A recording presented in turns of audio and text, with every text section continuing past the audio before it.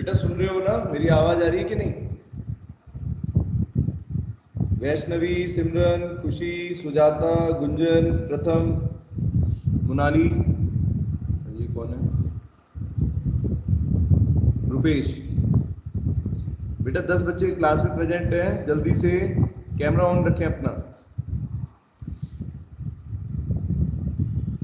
ये पूछ रहा हूं मैं, टाइम से क्यों नहीं आते हो क्लास के अंदर? क्या हो गया? बहुत ज्यादा बिजी रहने लगे आप लोग। कल की क्लास में बेटा जो पढ़ाया था आपको समझ में आया? टेट्राहेड्रल और ऑक्टाहेड्रल वॉइड्स पढ़े थे लास्ट क्लास में। दोनों वॉइड समझ में आए कैसे बनते हैं?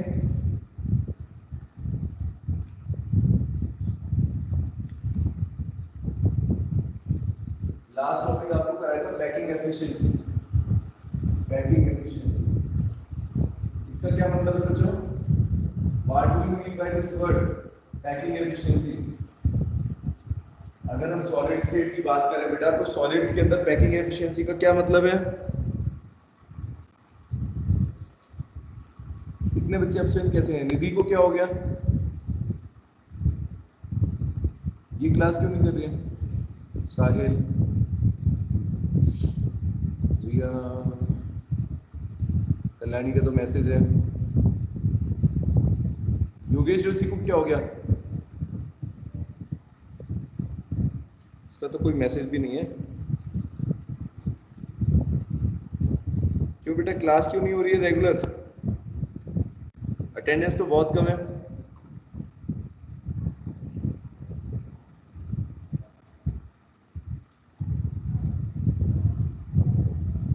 कोई बच्चा है बेटा जो प्रथम?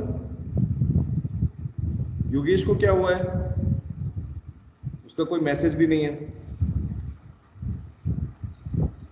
ऐसे कैसे काम चलेगा? तुम लोगों की पढ़ाई कैसे हो पाएगी? सिर्फ फिजिक्स फिजिक्स फिजिक्स। देखो पूरे ग्रुप में एक बार देखो बेटा, कैमरा ऑन कर लो। मैं क्लास नहीं शुरू करूंगा, नहीं तो बच्चों बता रहा हूं, सभी का कैमरा ऑन होना चाहिए। ये देखो एक बार अपने ग्रुप में, ये देखो क्या है, ये फिजिक्स का होमवर्क सिर्फ क्या है, ये केमिस्ट्री के नोट किसने करे? मैंने बोल रखा है कि नोट्स अपलोड करो, नोट्स अपलोड करो। कितने बच्चों ने लोड करे हैं? अभी देखता हूं, ये लो अभी खोल के देखता हूं कितने बच्चों ने केमिस्ट्री के चैप्टर 1 के नोट सबमिट करे हैं, बताना जरा। सभी बच्चे बेटा कैमरा ऑन कर लो।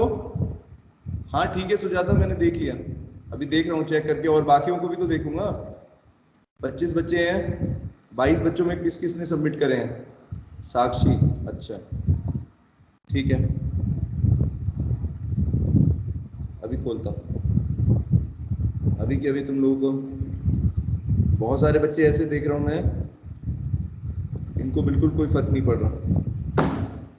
और क्लास बेटा टाइम से क्यों नहीं लेते हो आप लोग? हाँ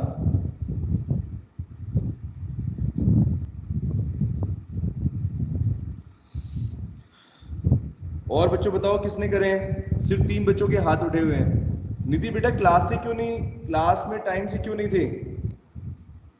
निधि, नेहा बेटा रिप्लाई करो। बेटा क्या एक एक बच्चे को मैं कॉल करूं? बताओ, मैं पढ़ाने पर ध्यान दूं या अटेंडेंस पूरी करवाऊं? ये बताओ आप लोग क्या चाहते हो?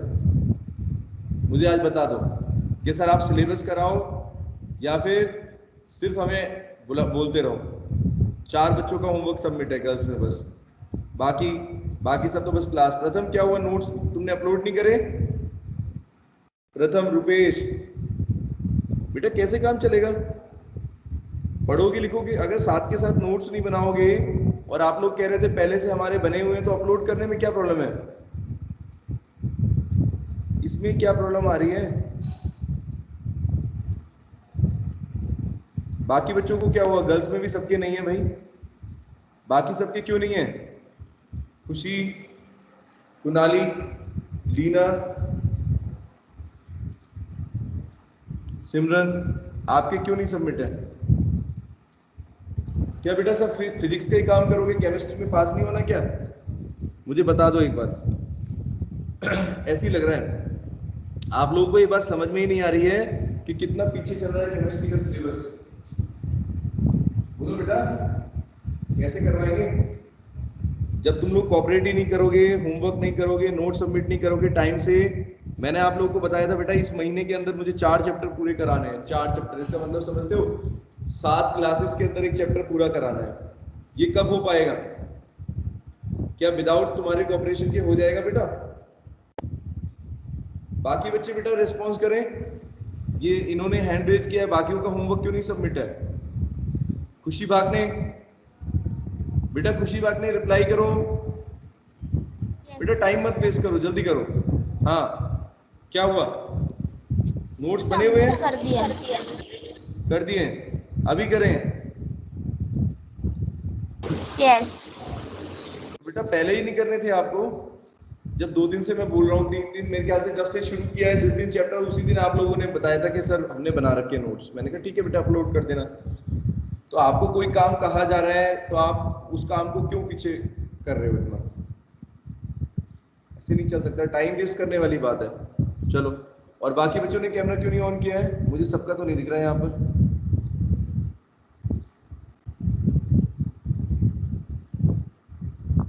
क्या हुआ, डाटा ज्यादा लगता है क्या? ज्यादा डाटा लग रहा है क्या? क्लासेस नहीं होंगी? बताइए जरा।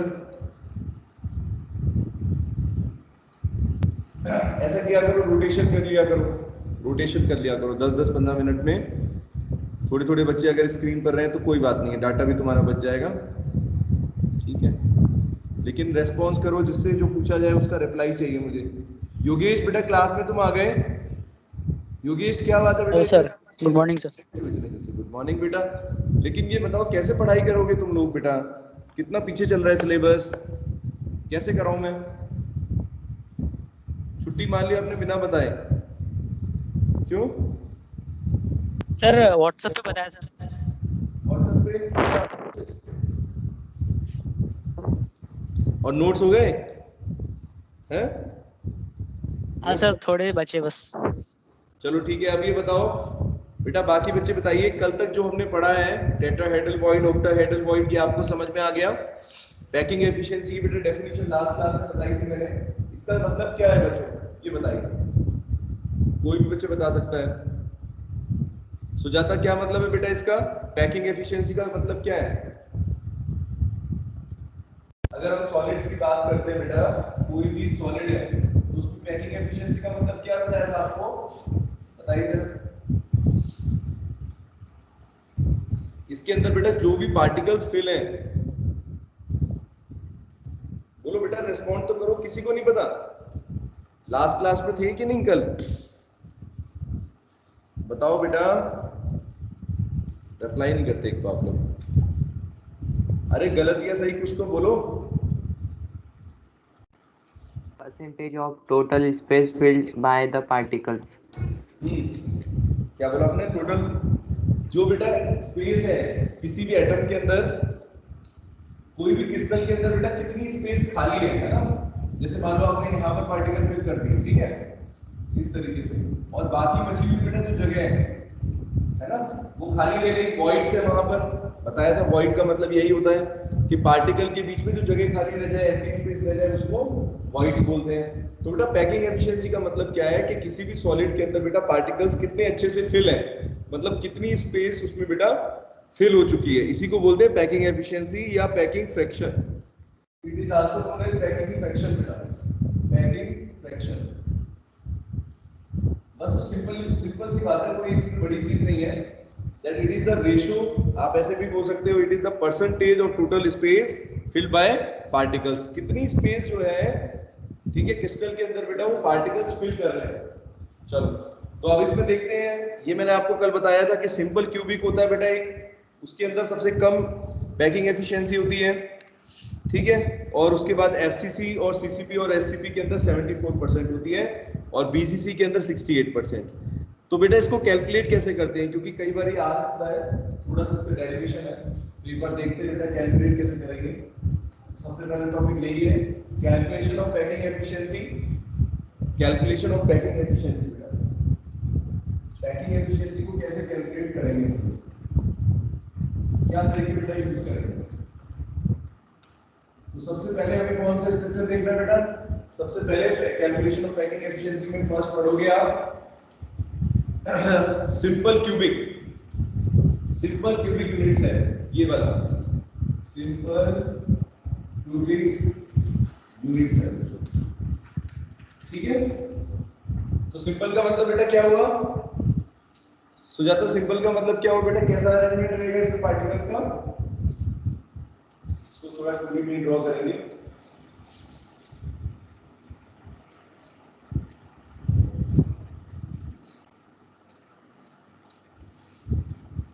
सिंपल में बेटा क्या बताया था आपको? सीधी सीधी स्ट्रेट लाइन लगी होगी बेटा, एक के ऊपर एक पार्टिकल्स रखे हुए हैं ना। तो देखो कैसे ड्रॉ करेंगे, इस तरह का स्ट्रक्चर होगा।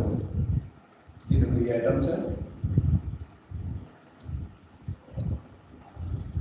ये बेटा एटम्स होंगे, ठीक है। और इनके सेंटर को अगर जोड़ दोगे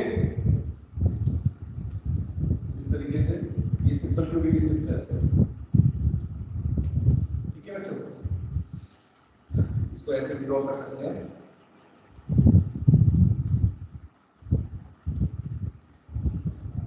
अगर 3D में देखोगे तो ऐसे दिखाएगा। यहाँ पर बेटा पार्टिकल्स होंगे, है ना। आपको बताया था प्रिमिटिव यूनिट सेल, वही तो है ये। इसमें सिर्फ कॉर्नर्स पर बेटा एटम्स रहेंगे। कहाँ पर है बेटा? सिर्फ कॉर्नर्स पर एटम्स है। तो इसके लिए हम देखते हैं पैकिंग एफिशिएंसी इसकी कैसे निकालेंगे, क्या तरीका हमारा। सबसे पहले बेटा हमारा तरीका क्या होगा? पहले सबसे पहले लिखेंगे, इसमें आप एज्यूम करके चलो कि इसकी जो एज लेंथ है बेटा वो ए से रिप्रेजेंट कर रहे हैं। एज लेंथ ये जो बेटा यहाँ से यहाँ तक की जो लेंथ है दो एटम्स के बीच में, वो बेटा कितनी हो जाएगी? ए के बराबर, ठीक है बच्चों, दिख रहा है? ठीक है। तो ए के बराबर बेटा मैंने रखी यहाँ पर ए मान लिया। लेट द एज लेंथ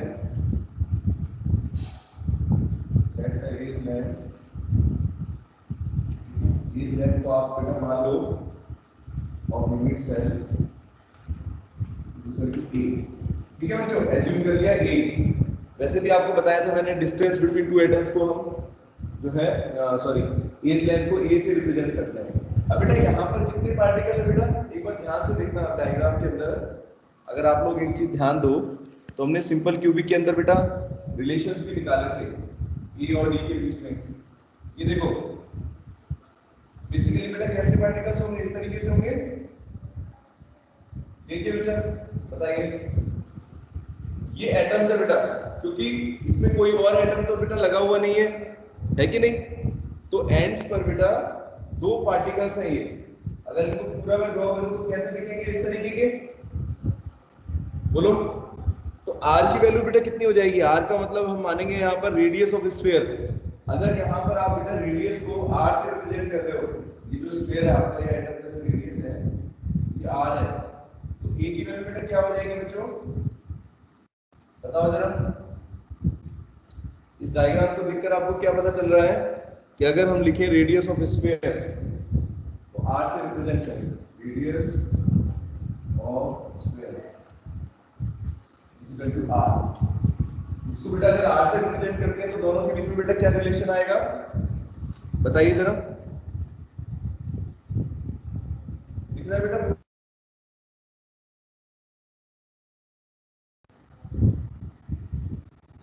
दिख रहा है ना diagram?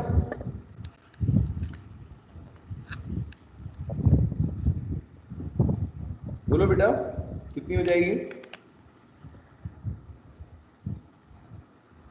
A equal to 2r हो जाएगा या नहीं? बताइए जरा। ए की वैल्यू बेटा 2r के बराबर हो गई। ए यहां से यहां तक की डिस्टेंस है, एज लेंथ जिसको बोल रहे हैं, और ये बेटा स्फीयर का रेडियस है, ये भी और ये भी। तो ए इक्वल टू 2r होगा बच्चों। बताओ गुंजन, ठीक है? ए इक्वल टू 2r के बराबर हो गई वैल्यू। बोलो इतना आया समझ में? सिंपल से डायग्राम से आपको बताया। सिंपल क्यूबिक का बेटा मतलब क्या होता है?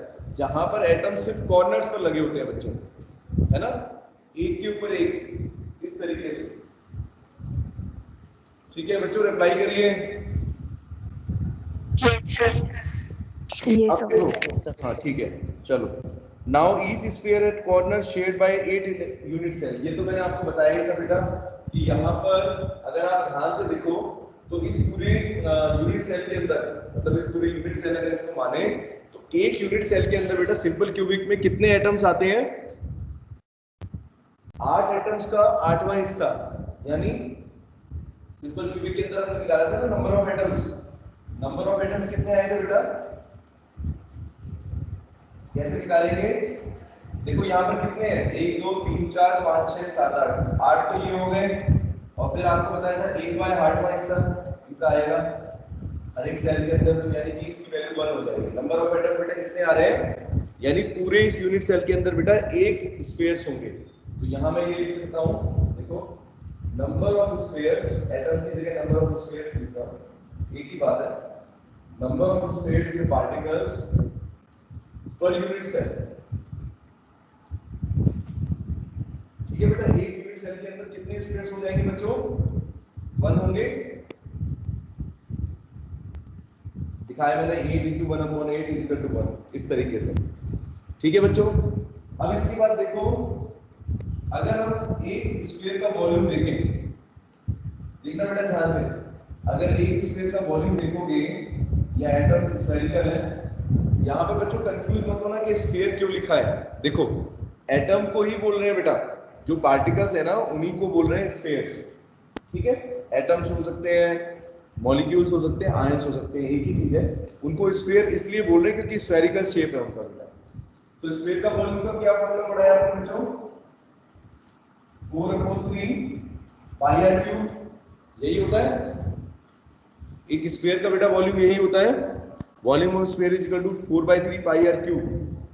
ये तो बेटा हुआ किसी स्फीयर के अंदर, मतलब मान लो इस पूरे यूनिट सेल के अंदर बच्चों कितने स्फीयर्स हैं, पहले ये पढ़ो आप। एक यूनिट सेल के अंदर बेटा कितने स्फीयर्स आ रहे हैं बच्चों?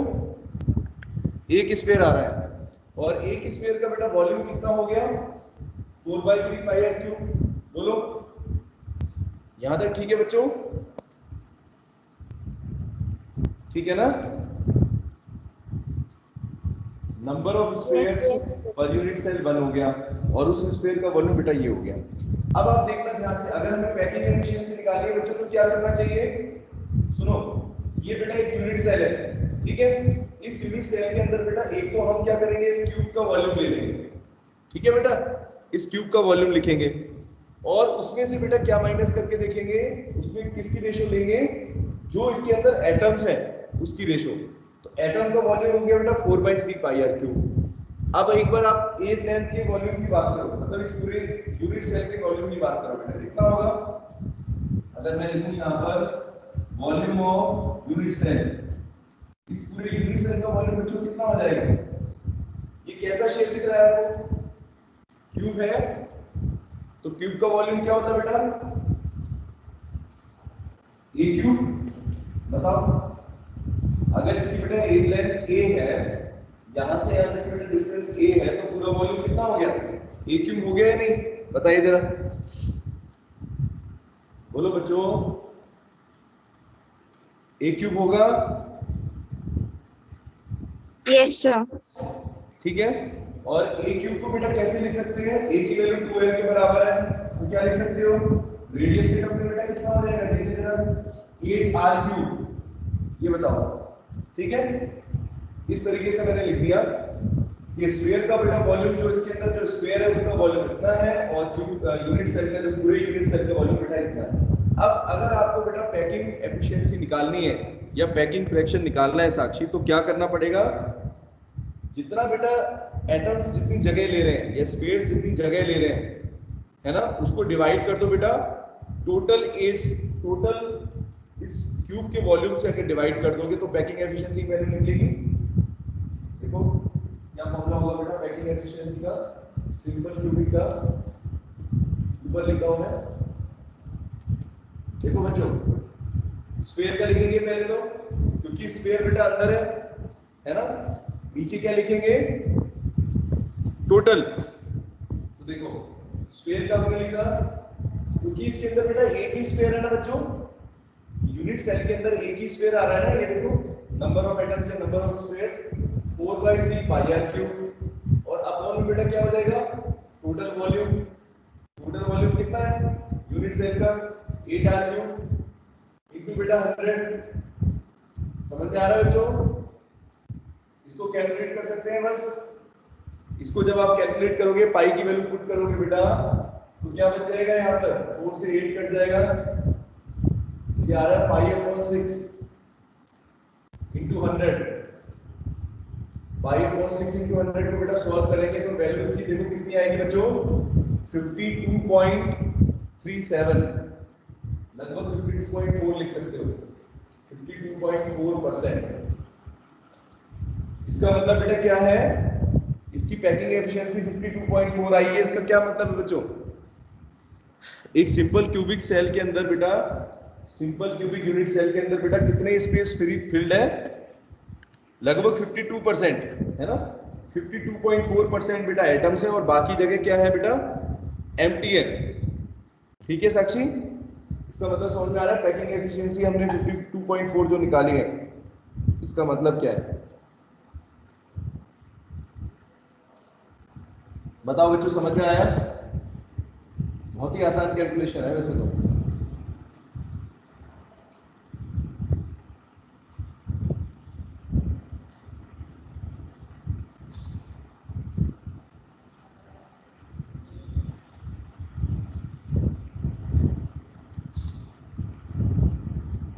ठीक है बेटा, आगे सबको समझ में है? कोई डाउट है बताओ, बोलो, रिप्लाई कर दो बेटा। आ गया क्या? Yes sir.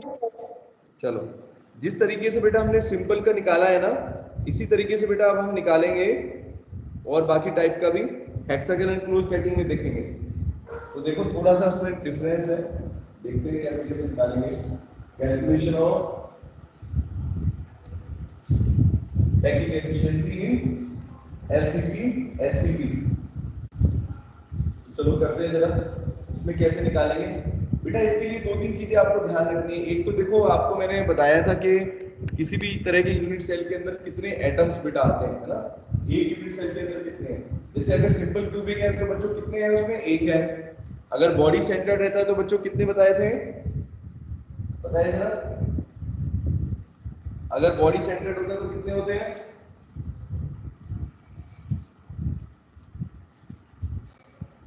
सेकंड टाइप करते हैं पैकिंग एफिशिएंसी।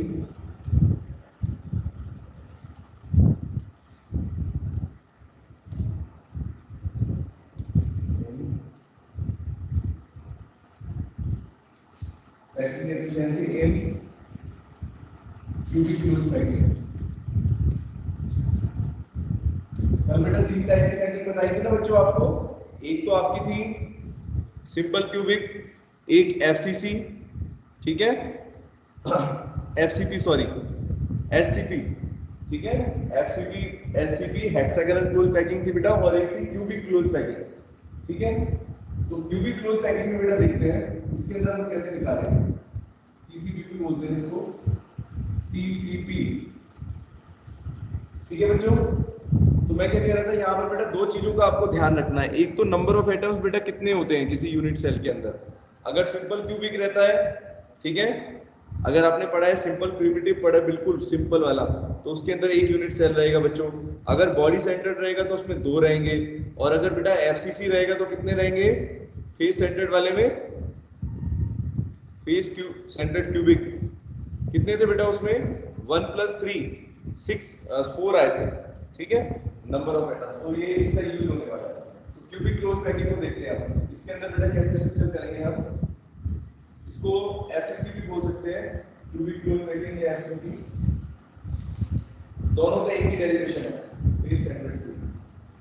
इसको बेटा यहाँ पर आप फेस सेंटर्ड क्यूबिक भी बोल सकते हो। यूनिट सेल की बात करेंगे तो फेस सेंटर्ड क्यूबिक,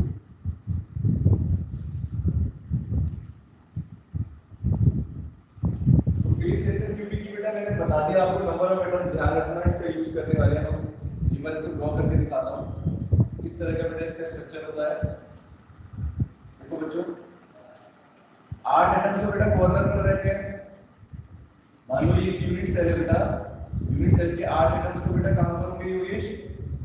कॉर्नर्स पर है। ये देखो बेटा 8 तो कॉर्नर्स पर होगा, इसके अलावा कहां पर होगा? हर एक फेस के सेंटर पर बेटा। तो हर एक फेस का सेंटर मतलब कि जैसे मान लो ये वाला फेस है, ये वाला, इसके सेंटर पर एक यहाँ पर हो गया, एक नीचे वाला हो गया, बहुत सारे फेसेस हो गए, है ना बच्चों? बोलो, ये सारा होगा फेस सेंटर।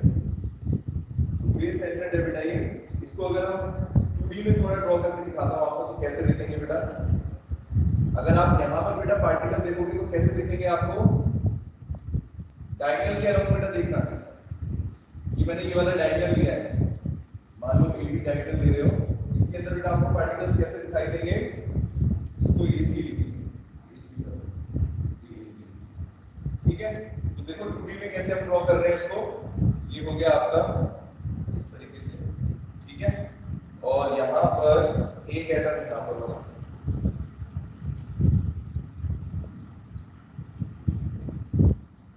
तो अगर यहाँ पर देखो ये C है, ये A है और ये B पोजीशन है, इस तरीके से होगा, दिख रहा है बच्चों?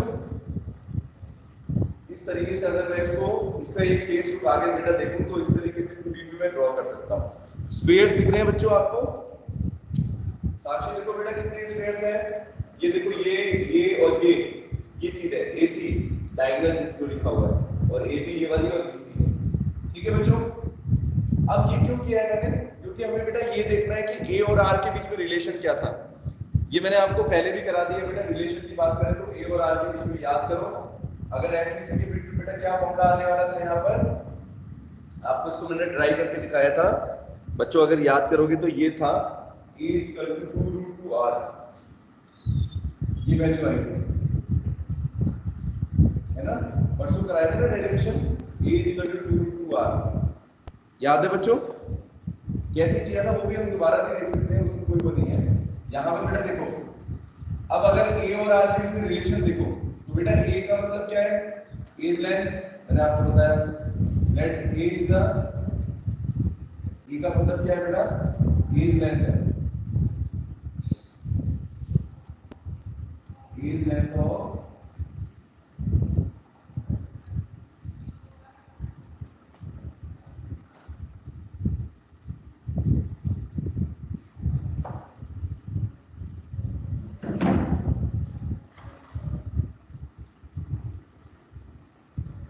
Is length of unit cell बेटा, इसको A से रिप्रेजेंट कर रहे हैं बच्चों, ठीक है?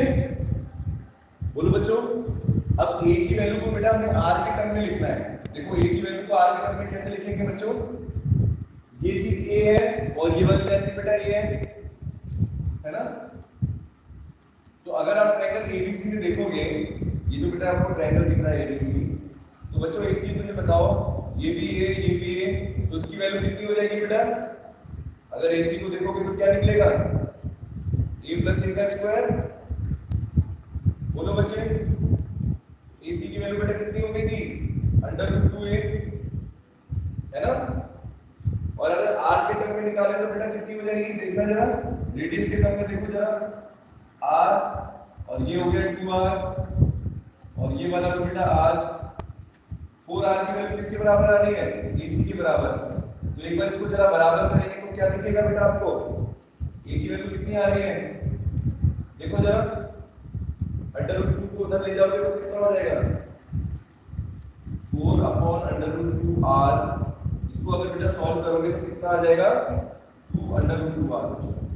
और वही डेरिवेशन जो है मैंने आपको पहले भी कराया है, ठीक है? एक बार फिर करा दिया, देख लो, दिख रहा है बच्चों? इस तरीके से अगर हम A और R के बीच में रिलेशन निकालना चाहते हैं तो इस तरीके से निकालना, ठीक है बच्चों? तो A = बेटा कितना आता है? 2√2R। अब इसका हमें यूज करना है यहाँ पर, तो सबसे पहले बेटा हमें क्या करना है? A का वॉल्यूम देखेंगे, पूरा यूनिट सेल का वॉल्यूम बेटा कितना होगा? Total volume of unit cell, एक बार ये निकाल लेते हैं। कैसे निकालेंगे बच्चों? इससे पहले वाला जो फॉर्मूला था वही लगाएंगे, क्यूब है क्योंकि, तो क्यूब का बेटा वॉल्यूम क्या होता है?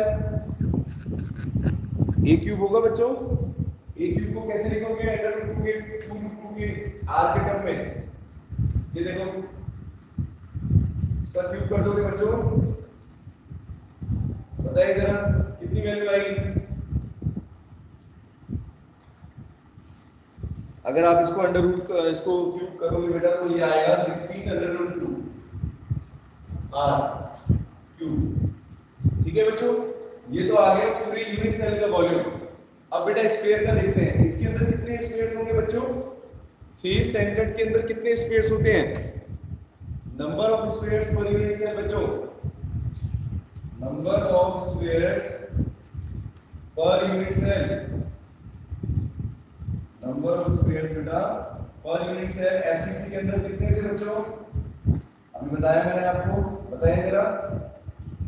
4 हो जाएंगे, 1 + 3 × 4 बताया था, है ना? 6 बेसिस है, 6 बेसिस में आधा आधा हिस्सा आता है बेटा, तो 3 हो गया, उसको सॉल्व करोगे और एक बेटा पूरे जो कॉर्नर्स में उसका मिला के तो 4 हो गए। तो नंबर ऑफ स्क्वायर 4 हो गए।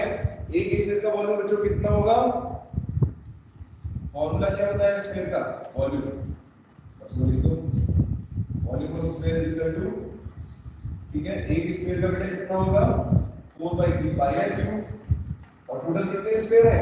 4 स्फीयर है बच्चों, तो मल्टीप्लाई करेंगे ना, जब आप टोटल वॉल्यूम निकालोगे 4 स्फीयर का तो बेटा 4 से मल्टीप्लाई कर दोगे। तो अब मैं डायरेक्ट पैकिंग एफिशिएंसी का फॉर्मूला लिख देता हूं यहां पर बच्चों, देखना आप ध्यान से। पैकिंग एफिशिएंसी इक्वल टू बेटा कैसे निकालेंगे? सबसे पहले ऊपर लिखेंगे स्फीयर का वॉल्यूम, है ना बेटा? तो कितने स्फीयर्स है बेटा? 4 स्फीयर्स है और हर एक का वॉल्यूम ये है, तो ऐसे लिखेंगे क्या? देखिए जरा बच्चों, सही है? 4 × 4/3 पाई आर क्यूब बच्चों,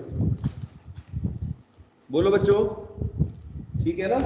डायरेक्ट लिखूं, यहां पर लिख दो, अगर आपको कंफ्यूजन हो रहा है तो ऐसे लिख सकते हो, टोटल वॉल्यूम ऑफ 4 स्फीयर्स, ये लिख सकते हैं, टोटल वॉल्यूम ऑफ 4 स्फीयर्स। तो बेटा इसकी वैल्यू किसके बराबर हो जाएगी? 4/3 पाई आर क्यूब को अगर 4 से मल्टीप्लाई कर दो। बोलो बच्चों, समझ में आ रही है मेरी बात? ऊपर हमने ये लिख दिया स्फीयर्स का वॉल्यूम कितना है, नीचे बेटा क्या आएगा बच्चों? साक्षी क्या लिखेंगे बेटा नीचे?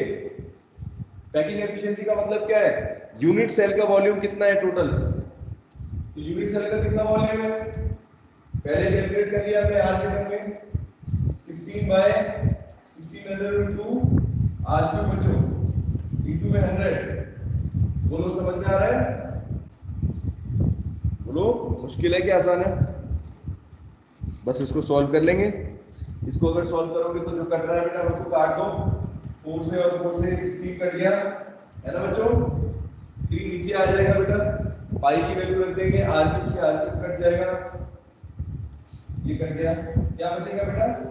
अगर कैलकुलेशन करेंगे तो कितना आ रहा है हमारा? देखो आंसर, इसकी वैल्यू आ रही है बेटा पाई अपॉन 3√2, पाई अपॉन बेटा 3√2 × 100, सही है?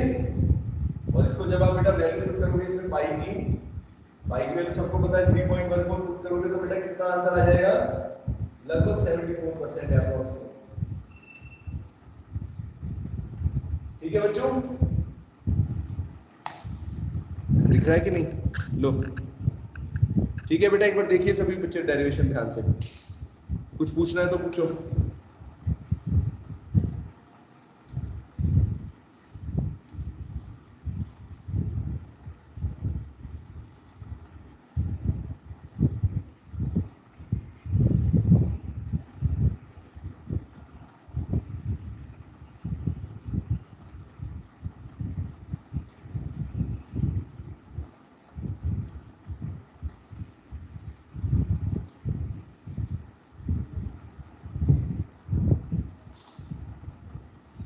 ठीक है बेटा, आगे सबको समझ में बताइए जरा।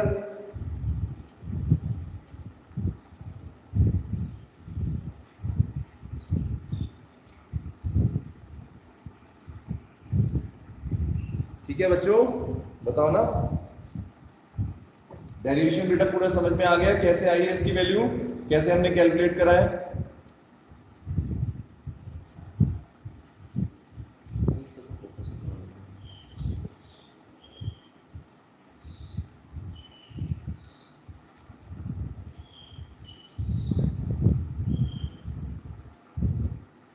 बोलो बच्चों, आवाज नहीं आ रही किसी की भी? समझ में नहीं आया क्या? बेटा पूछ लो, अगर कोई चीज नहीं आ रही है मैं दोबारा फिर बता दूंगा। कौन सा स्टेप समझ में नहीं आ रहा बताओ? आ गया तो रिप्लाई करो बेटा, बोलो ना। बोलो सुजाता, समझ में आया? ये स्फीयर का बेटा हमने वॉल्यूम निकाला, एक स्फीयर का वॉल्यूम था, 4 स्फीयर बेटा इसके अंदर थे। एक यूनिट सेल के अंदर अगर एफसीसी देखोगे तो एफसीसी के एक यूनिट सेल के अंदर बेटा कितने स्फीयर्स दिख रहे हैं आपको? 4 दिख रहे हैं। तो एक का जो वॉल्यूम आएगा उसको 4 से मल्टीप्लाई कर दिया स्फीयर्स का, और ऊपर बेटा हमने क्या किया, यूनिट सेल का वॉल्यूम निकाल दिया। इस यूनिट सेल का वॉल्यूम कैसे निकालेंगे? हमारे पास ये डेरिवेशन था, ये वैल्यू थी ए की आर के टर्म में निकालनी है आपको। जो एज लेंथ है ना बेटा, ए का मतलब क्या है? Edge length. जो यूनिट सेल की एज है उसको बेटा रेडियस के टर्म में निकालना है आपको। ठीक है बच्चों, बताओ आ गया? आया कि नहीं आया?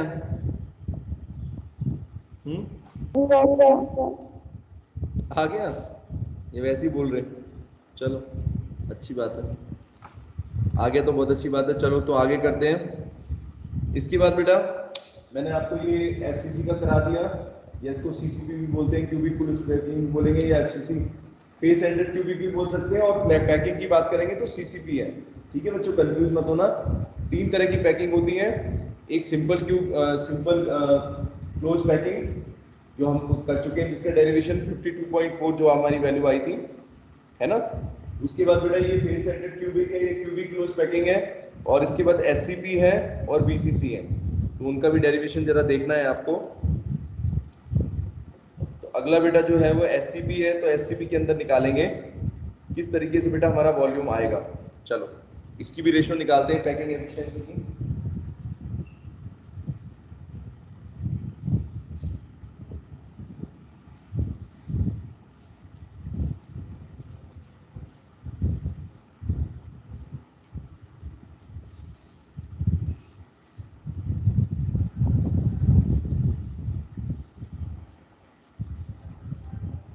अगला बेटा हम करते हैं SCP, hexagonal close packing.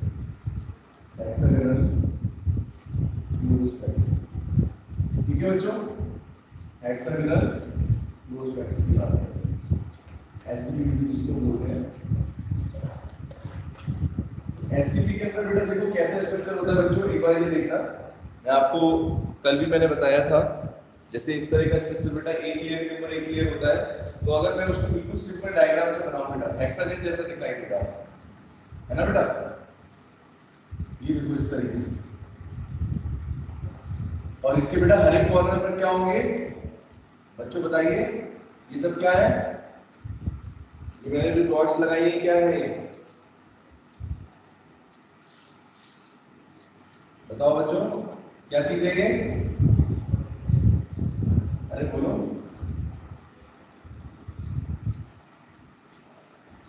Particles हैं कि नहीं, एटम्स।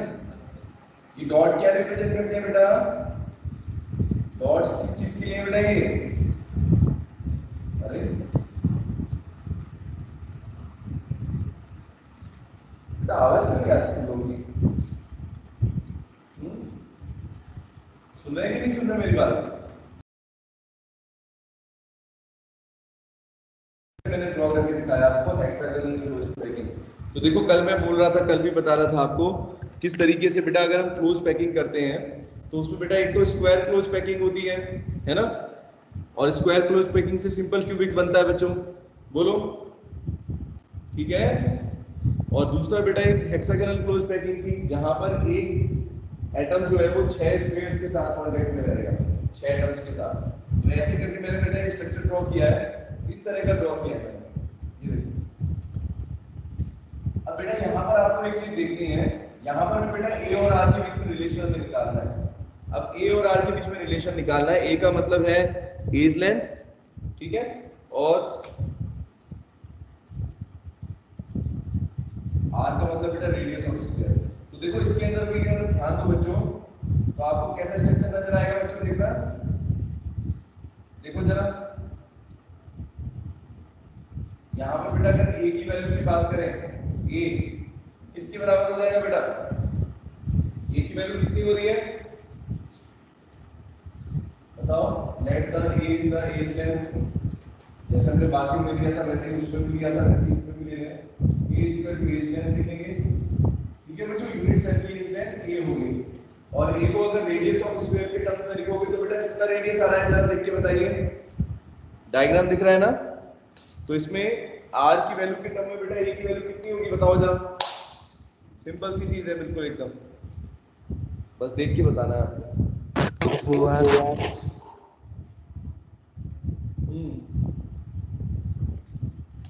बढ़िया बेटा, गुड। ए की वैल्यू सिंपल बेटा दिख रही है आपको 2r के बराबर है बच्चों। तो यहां पर अगर मैं लिख दूं a इज इक्वल टू, तो एज लेंथ बेटा किसके बराबर हो जाएगी, रेडियस ऑफ स्फीयर के बराबर, डबल। a की वैल्यू बेटा 2r आ गई, पहले तो ये चीज आ गई आपके पास, ठीक है। और देखो एक चीज और देखते हैं, अब हमें निकालना है वॉल्यूम ऑफ यूनिट सेल। अब बेटा देखो बाकी सब तो सिंपल क्यूबिक थे बेटा, है ना, उसमें तो हमने बेटा निकाल लिया वॉल्यूम, क्योंकि हमारे पास फॉर्मूला था क्या, किसी क्यूब का वॉल्यूम बेटा क्या होता है, ए क्यूब होता है, तो हमने निकाल लिया। अभी यहाँ पर आपको ये चीज देखनी है बेटा, अगर हम इस यूनिट सेल का वॉल्यूम निकालते हैं, इस तरह का अगर कोई शेप है तो इसका बेटा वॉल्यूम हम कैसे निकालेंगे बच्चों, इसके लिए आपको देखना पड़ेगा कौन सा फॉर्मूला बेटा यूज करें यहाँ पर, ठीक है।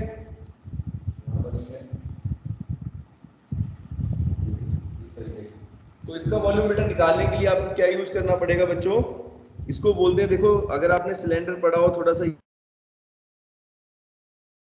इसका अगर बेटा यूनिट सेल निकालना चाहते हैं, एक सिलेंड्रिकल शेप है बेटा, ये कुछ कुछ सिलेंड्रिकल शेप है, हेक्सागन जैसा है बस, ठीक है। तो इसके लिए बेटा हम फॉर्मूला यूज करेंगे, volume of unit cell is equal to, इसके वॉल्यूम की वैल्यू बेटा होगी, वॉल्यूम ऑफ यूनिट सेल बराबर होगा बेटा बेस एरिया इनटू हाइट, है ना बेटा। तो इसका बेस का एरिया, बेस मतलब कि ये वाला, ये देखो ये जो बेटा रीजन है ये बेस एरिया है, और इसको अगर हम हाइट से मल्टीप्लाई कर दें, ये बेटा हाइट से, तो हमारे पास क्या आ जाएगा, इसका वॉल्यूम आ जाएगा।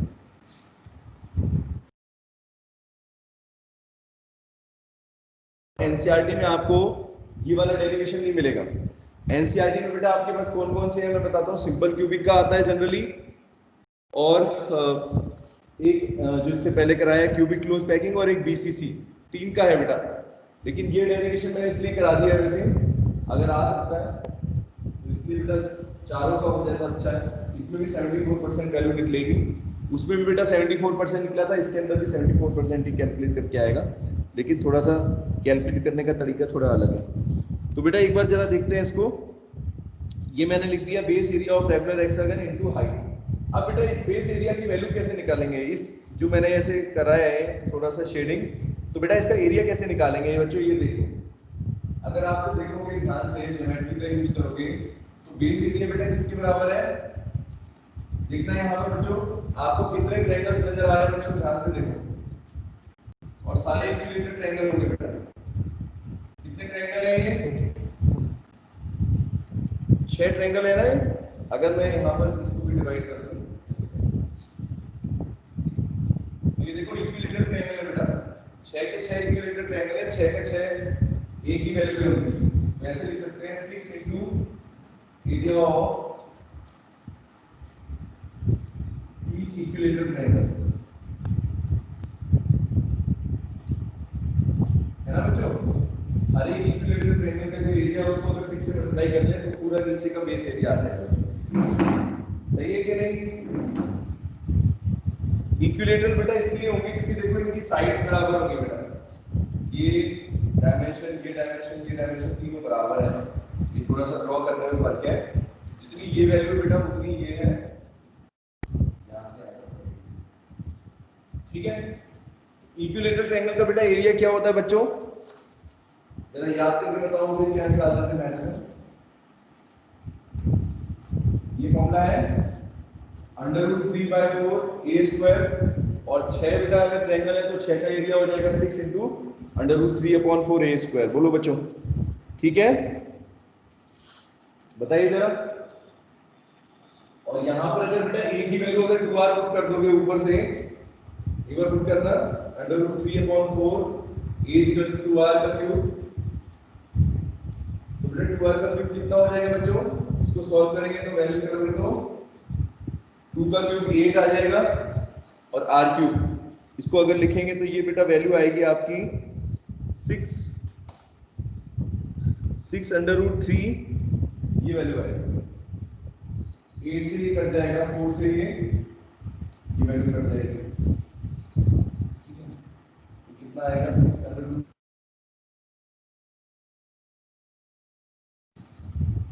ठीक है बच्चों, 2 का क्यूब 8 के बराबर हो गया, 8 2 और 2 12।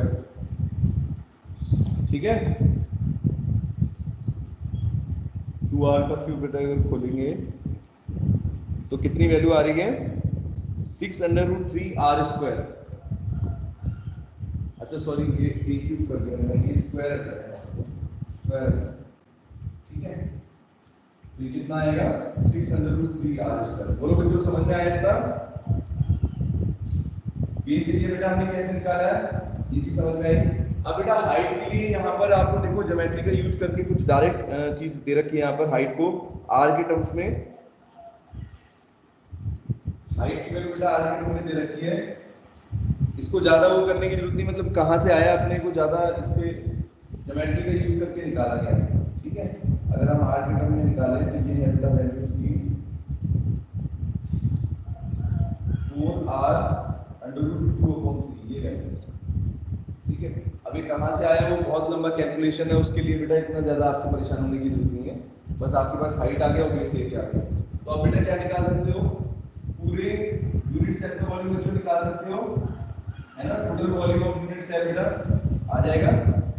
मल्टीप्लाई कर दो दोनों को, अगर दोनों को मल्टीप्लाई करेंगे तो बेटा कितना वैल्यू आएगी? 6 अंडर रूट 3 r स्क्वायर को बेटा मल्टीप्लाई कर दो इसके साथ, हाइट के साथ, तो 4r अंडर रूट 2/3। इसको मल्टीप्लाई करके बेटा सॉल्व कर लेते हैं, तो कितनी वैल्यू आएगी बेटा हमारी? 24 अंडर रूट 2 r। देखो बेटा ये आएगा। कैलकुलेशन बेटा समझ में आ रहा है? देख लो, कैलकुलेशन समझ में आ रहा है बेटा? हाइट की वैल्यू जो मैंने ये निकाली है, ये बेटा इसका डेरिवेशन आपको इतना इंपॉर्टेंट नहीं है, बहुत टाइम लगेगा, हम यूज करके कर सकते हैं, ज्योमेट्रिकल यूज करके निकाला है इन्होंने। ठीक है, वो इतना ज्यादा आपके लिए इंपॉर्टेंट नहीं है, आर के टर्म में इन्होंने डायरेक्टली निकाल दिया। ठीक है बच्चों, ठीक है बेटा, टोटल वॉल्यूम आ गया हमारे पास, और हमें पता है एक स्फीयर का वॉल्यूम कितना होता है ना? कितने स्फीयर्स होते हैं बेटा यूनिट सेल में, एससीपी में, ये भी आपको पता है। ये बेटा टोटल वॉल्यूम आया, यहां तक कोई दिक्कत है? बताओ जरा। अब बेटा हमारे पास टोटल वॉल्यूम आ जाएगा तो फिर हम उसमें क्या करेंगे? स्फीयर्स का वॉल्यूम निकाल लेंगे। ठीक है, स्फीयर का बेटा वॉल्यूम निकाल लेंगे, तो फिर कैलकुलेशन कर लेंगे।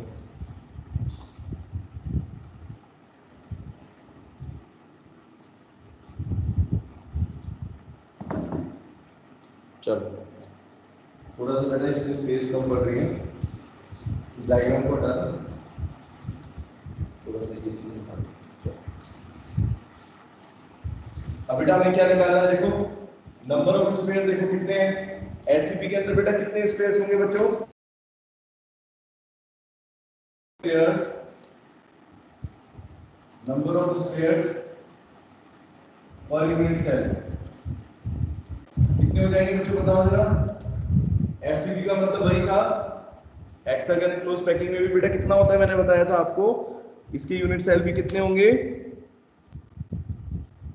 फेस सेंटर्ड वाला ये भी, तो 6 + 3, 6 कह रहा हूं सॉरी,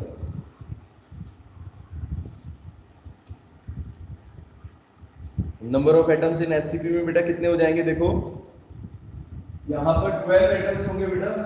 ठीक है, कैसे अगर स्ट्रक्चर दोबारा ड्रॉ करके दिखा देता हूं। कितने बेटा एटम दिख रहे थे आपको? कितने एटम है बेटा? जितने डॉट है उतने ही एटम्स हैं, जरा देख के बताइए, बोलो बेटा कितने डॉट दिख रहे हैं आपको? कॉर्नर्स पर कितनी है बेटा? अरे बोलो, कॉर्नर्स पर कितने हैं? 12 है ना, 6 ऊपर 6 नीचे 12 प्लस बेटा यहाँ पर फेस के सेंटर पर भी होंगे, तो फेस के सेंटर पर कितने हो जाएंगे? यहाँ पर 12 जो है बेटा उसको रुको, 12 तो ये हुए और उसका कितना पोर्शन आ रहा है यहाँ पर? 1/6, 1/2 सॉरी, उनका आधा आधा हिस्सा ये तो कॉर्नर्स पर हो गए, पार्टिकल्स है।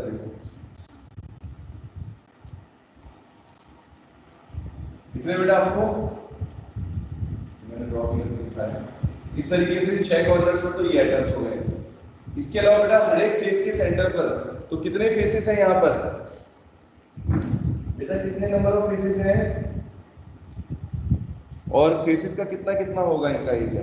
अगर फेस सेंटर की बात करोगे तो बेटा यहाँ पर 2 फेस दिख रहे हैं बच्चों, एक नीचे वाला फेस है, एक ऊपर वाला फेस है, ये और ये है कि नहीं बच्चों? बोलो। और फेस पर बेटा कितना पोर्शन होगा? आधा आधा होगा, ये हाफ एरिया होगा, ठीक है। और इसमें एक बॉडी सेंटर भी होगा बेटा, ये जो स्पेस खाली है यहाँ पर कितने एटम्स हैं? बॉडी के अंदर देखोगे तो 3 यहाँ पर बॉडी के अंदर है, ठीक है। तो इस तरीके से बेटा कितने हो जाएंगे ये टोटल अगर हम निकालें हर एक का कितना कितना पोर्शन है, तो 12 into 1/2 कॉर्नर्स बेटा प्लस 3 बॉडी के अंदर, ठीक है बेटा। और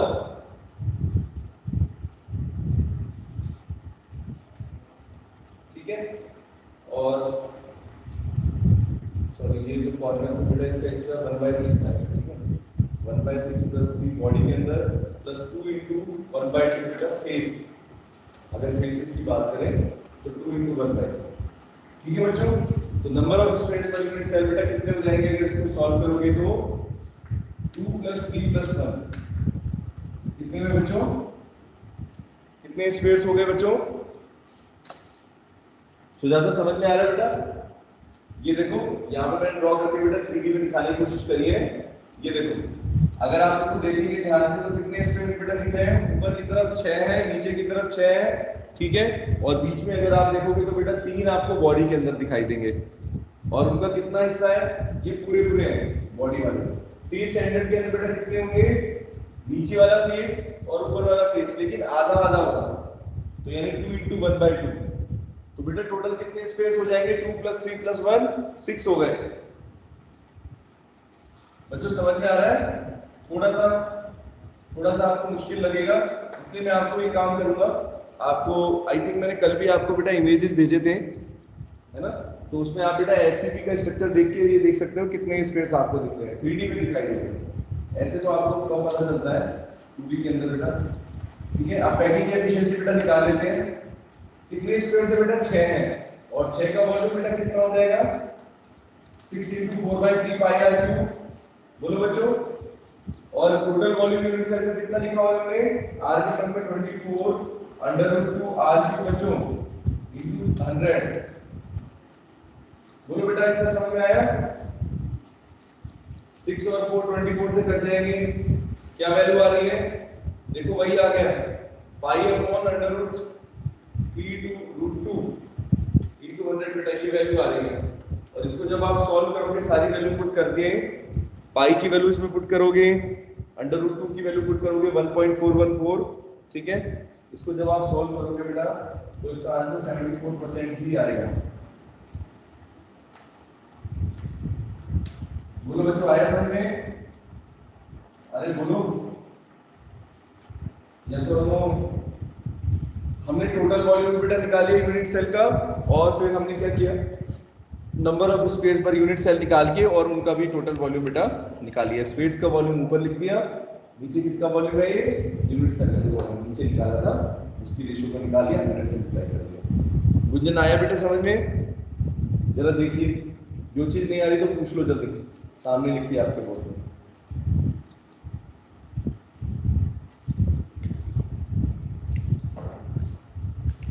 बोलिए बच्चों, रिप्लाई करो जरा, टाइम हो रहा है। साक्षी आया बेटा समझ में? कुणाली बेटा आप तो yes sir. बहुत कम क्लासेस लेते हो। कुणाली एक बार रिप्लाई करना। फिजिक्स की क्लास में तो रेगुलर रहते हो, केमिस्ट्री की क्लास में बहुत कम रहते हो, क्यों? कुणाली बेटा रिप्लाई करो, क्या रीजन है?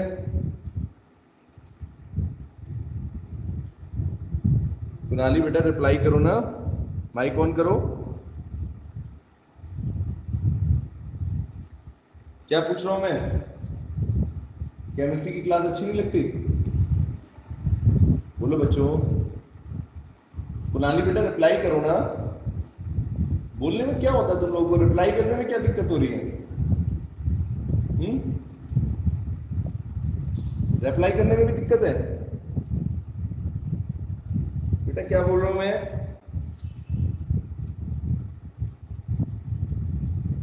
कुणाली बेटा रिप्लाई नहीं कर पा रहे हो? क्या कह रहा हूं मैं? रेस्पॉन्स करो बेटा, ऐसे नहीं चलेगा। तो पेरेंट्स को कॉल करना पड़ेगा। जल्दी बताइए, क्लास क्यों नहीं लेते हो रेगुलर, और वो भी केमिस्ट्री की? बेटा कुछ बोल रहा हूं मैं?